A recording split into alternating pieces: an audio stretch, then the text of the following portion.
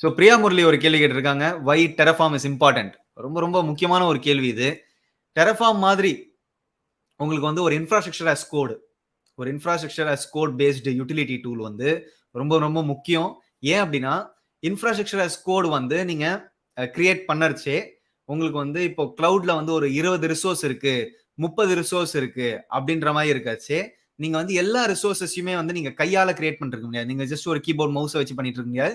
ரிப்பீட்டபிளாவும் உங்களால பண்ண முடியாது.